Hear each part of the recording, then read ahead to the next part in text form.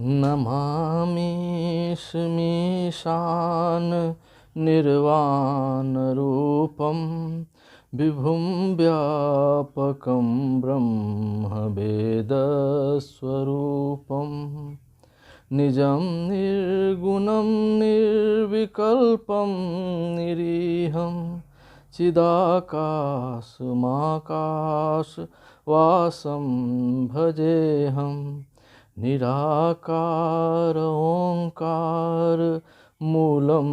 तुरीयं गिराज्ञानगोतीतमीशं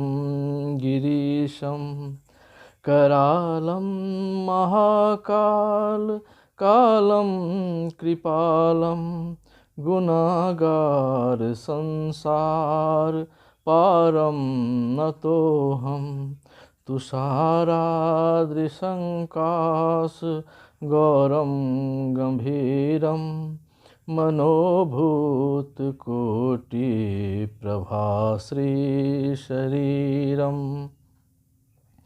स्फुरन्मौलिकल्लोलिनीचारुगङ्गा लसद्भालवालेन्दुकण्ठे भुजङ्गा चलत्कुण्डलम्भु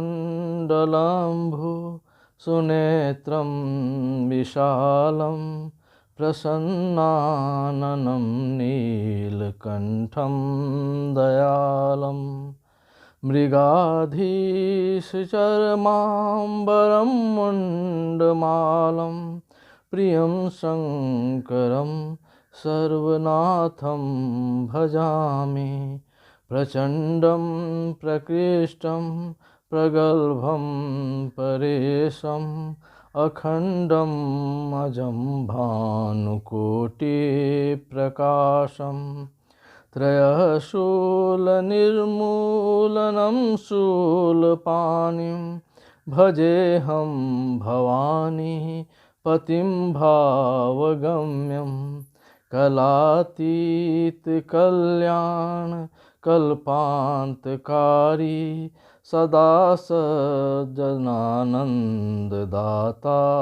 पुरारी चिदानन्दसन्दोहमोहापहारी प्रसीद प्रसीद प्रभो मन्मथारी न जावदुमानाथ